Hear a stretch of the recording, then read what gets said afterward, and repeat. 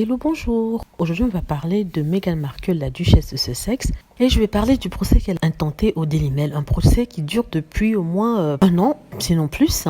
Et qui a repris de plus belle ces 3 derniers jours parce que le Daily Mail ou le Mail Online, sa maison mère, a décidé de faire appel à la décision d'octroyer des dommages et intérêts à Meghan Markle quant à la violation de sa vie privée dont celui-ci a fait preuve.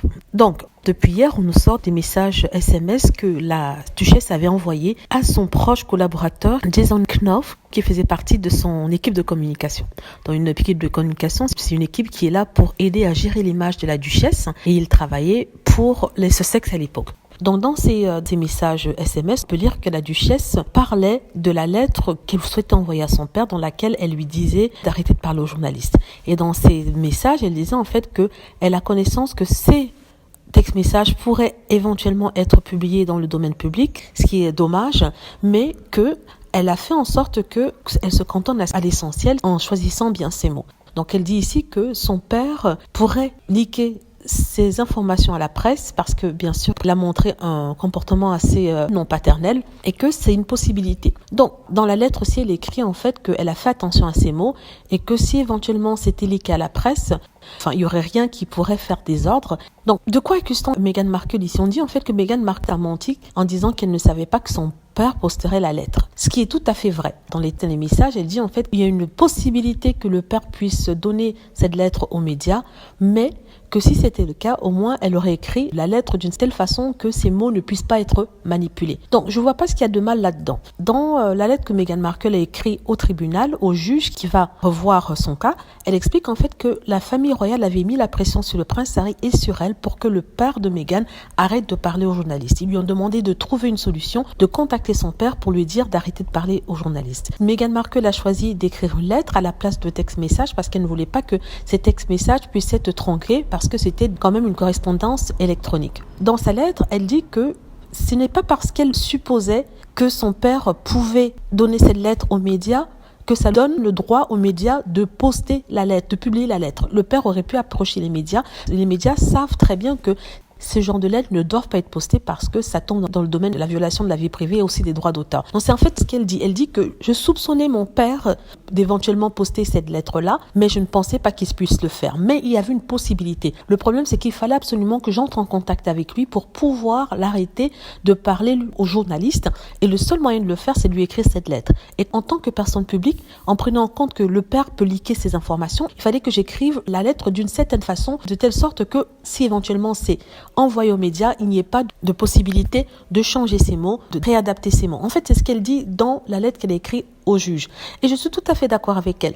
Il aurait été naïf pour Meghan de penser que son père ne donnerait pas cette lettre aux journalistes. Il aurait été plus que naïf. Elle savait que son père avait un comportement plus qu'abusif. Son père avait un comportement complètement abject. Mais il fallait qu'elle le contacte pour le raisonner et lui demander de ne pas parler aux journalistes, et ce, à cause de la pression que lui mettait la famille royale. On dit qu'elle avait parlé à un membre senior de la famille royale qui lui a demandé, elle et Harry, de faire quelque chose pour arrêter Thomas Markle parce que ça devenait un peu embarrassant. Et la seule solution serait d'écrire une lettre. Vu que de toute façon, Thomas ne répondait plus à ses textes directement. Et s'ils prenaient les textes, ils allaient tronquer les textes et faire dire à Meghan ce qu'elle n'avait pas dit, parce qu'il est tout à fait possible de le faire électroniquement. On nous a expliqué que oui, parce qu'elle avait posé la question, elle appelait son papa Daddy, enfin Daddy ça veut dire papa, pour que ça puisse toucher le public. C'est une façon de penser, oui, c'est assez calculateur, mais c'est la réalité. C'est comme ça que ça se passe au niveau des PR. Et elle a dit de toute façon dans ses lettres qu'elle appelait tout le temps son papa Daddy. Elle essayait de savoir si c'était ok d'utiliser ce mot-là, parce que ça pourra éventuellement toucher le public,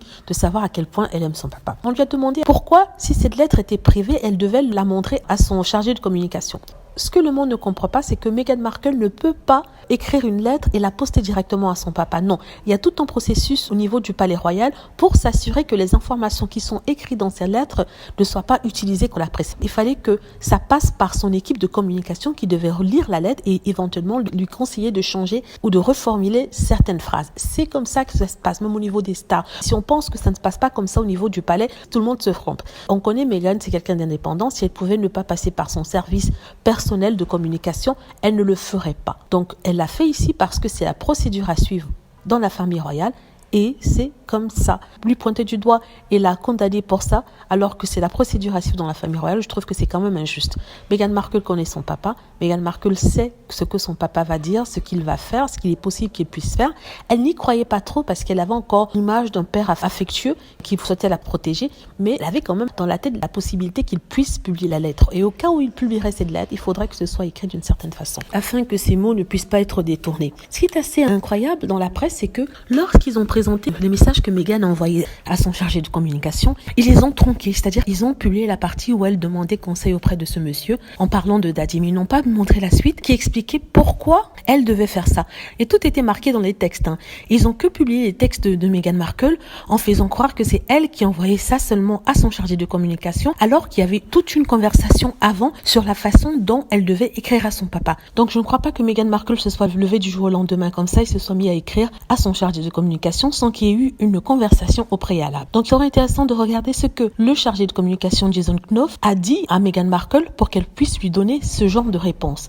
Donc je suis sûre que c'est une sorte d'échange entre les deux où celui-ci lui demandait de faire attention à ce qu'elle écrit et lui demandait de lui donner un exemplaire de la lettre qu'elle allait envoyer afin qu'il puisse s'assurer que ce soit bien dit sans qu'on ne puisse détourner ses dires si éventuellement son papa postait la lettre ou alors complètement mentir par rapport à ce qui a été écrit dans la lettre. Je discute beaucoup de ce cas-là. Il y a certaines personnes sur la chaîne qui ne veulent pas entendre parler de ce procès, mais malheureusement ce procès est bien là et il va continuer. Donc il vaudrait mieux que les fans comme nous puissent soutenir la duchesse et ne pas se mettre la tête dans le sable comme si le procès n'avait pas lieu. Donc il vaudrait mieux analyser ce qui se passe et ne pas laisser les autres, c'est-à-dire les haters, les trolls et les médias qui sont tous contre Meghan Markle. Je n'en ai pas vu un démentir quoi que ce soit ou monter au créneau pour la défendre en essayant de remettre ces textes-là dans un contexte bien précis de la famille royale. Donc, il faut que les fans se passent le mot en disant que non, la duchesse n'a pas menti, elle a écrit ça parce que c'était dans un contexte bien précis. Voilà, dites-moi ce que vous en pensez, j'espère que vous avez aimé la vidéo, n'hésitez pas à cliquer sur like si c'est le cas, à vous abonner pour plus de vidéos et à cliquer sur la petite cloche afin d'être averti lorsque je poste une nouvelle vidéo. Merci.